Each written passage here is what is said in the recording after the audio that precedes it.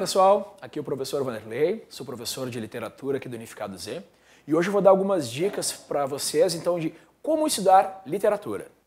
Inicialmente, não existe uma fórmula pronta para o estudo da literatura. Entretanto, eu posso dar uma série de sugestões que podem contribuir então para o estudo de vocês para o vestibular. A primeira coisa que eu acho importantíssima é tomar notas. Como assim tomar notas, professor? Tu tem que anotar coisas que sejam marcantes dentro da leitura de um texto, me referindo, é claro, às narrativas, a romances, a leitura de romances. Eu vou utilizar agora dois romances que foram escolhidos como leitura obrigatória da URGS, O Cortiço e Dom Casmurro, para dar as indicações de aquilo que deve ser respeitado, aquilo que deve ser anotado, para que tu tenha condições de mais tarde reconstruir a história a partir dessas notas. Algumas obras, pessoal, elas são intensamente ligadas a escolas literárias às quais elas são associadas, principalmente até o final do século XIX. Isso deve ser levado em consideração, por exemplo, na leitura de Dom Casmurro e na leitura, é claro, de O Cortiço. Saber o que as escolas literárias às quais são associadas essas obras, elas indicam, têm como principais características. Então, por exemplo, vamos pensar agora no caso de Dom Casmurro.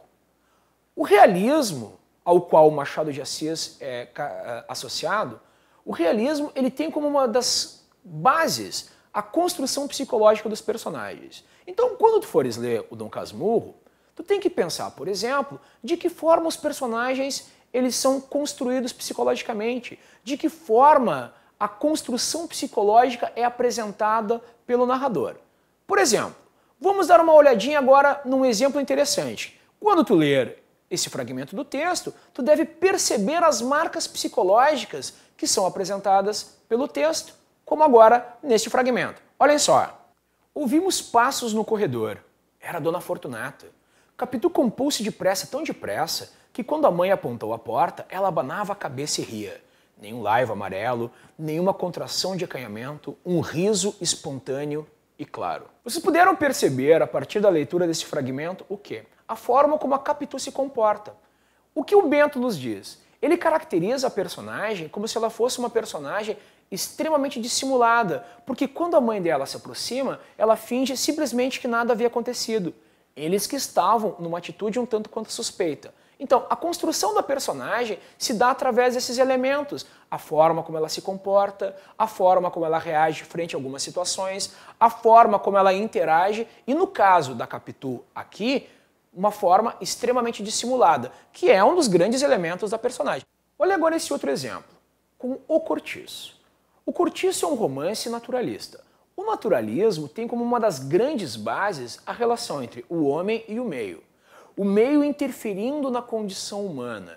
E esse meio caracterizado muitas vezes até mesmo como se fosse um organismo que tenha vida própria. Isso em O Cortiço, quando tu fores ler, tu deve identificar, porque faz parte da construção do texto, faz parte da construção da escola literária e certamente é uma bela dica de leitura. Agora, olhem o exemplo que eu vou ler aqui agora, o fragmento. Acompanhem, por favor. Eram 5 horas da manhã e o Cortiço acordava, abrindo não os olhos, mas a sua infinidade de portas e janelas alinhadas.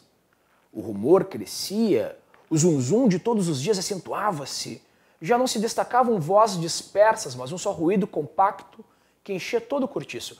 Começavam a fazer compras na venda, ensaralhavam-se discussões e rezingas, ouviam-se gargalhadas e pragas, já não se falava, gritava-se. Sentia-se naquela fermentação sanguínea, naquela gula viçosa de plantas rasteiras que mergulham os pés vigorosos na lama preta e nutriente da vida, o prazer animal de existir, a triunfante satisfação de respirar sobre a terra. O que vocês puderam perceber nesse pequeno fragmento? O Cortiço abrindo os olhos, como se ele fosse efetivamente um organismo vivo. O Cortiço vivendo aquela fervura sanguínea, é como se ele tivesse uma vida própria. E esse mundo de vida própria, ele vai acabar, e é um mundo, como a gente pode perceber, agitado e cheio daquele prazer do respirar da vida.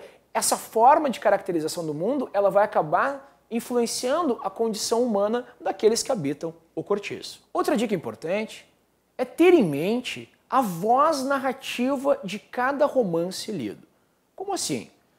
Costumeiramente nós temos o narrador em primeira pessoa ou em terceira pessoa. E claro que cada um deles tem as suas peculiaridades.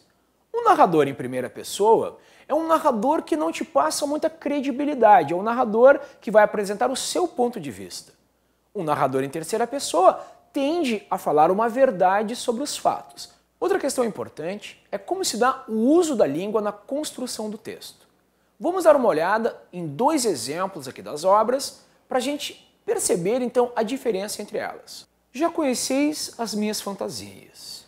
Contei-vos da visita imperial, disse-vos a desta casa do engenho novo, reproduzindo a de mata-cavalos. A imaginação foi a companheira de toda a minha existência, viva, rápida, inquieta, alguma vez tímida e amiga de empacar, as mais delas capaz de engolir campanhas e campanhas correndo. Creio haver lido em Tácito que as éguas íberas concebiam pelo vento.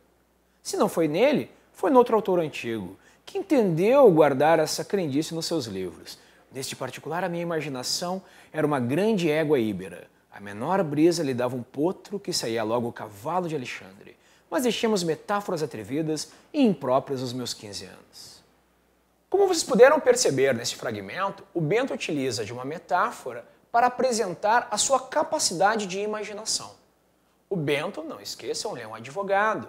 Ele tem um estilo pomposo, um estilo retórico, e isso vai ser utilizado, esse elemento, em vários momentos será utilizado na tentativa de convencer então o leitor de que ele tinha efetivamente razão nas ações tomadas ao longo de sua existência e de seu envolvimento com o Capitolo.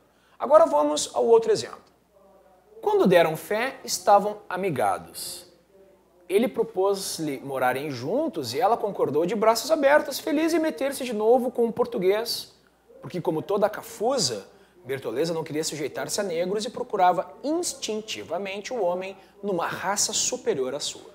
Como vocês podem perceber neste fragmento, o narrador em terceira pessoa se utiliza de uma linguagem extremamente clara e objetiva na construção e, inclusive, utilizando termos caros, marcantes para o naturalismo, como a palavra instintivamente, que justifica o comportamento de uma personagem um tanto quanto animalizada naquele mundo. Outro elemento importante que vocês não podem deixar de tomar nota se dá com os grandes acontecimentos da história.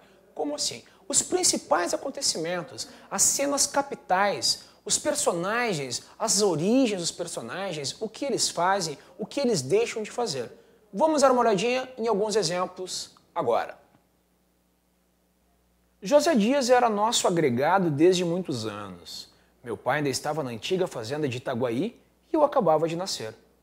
Um dia apareceu ali vendendo-se por médico homeopata. Levava um manual e uma botica.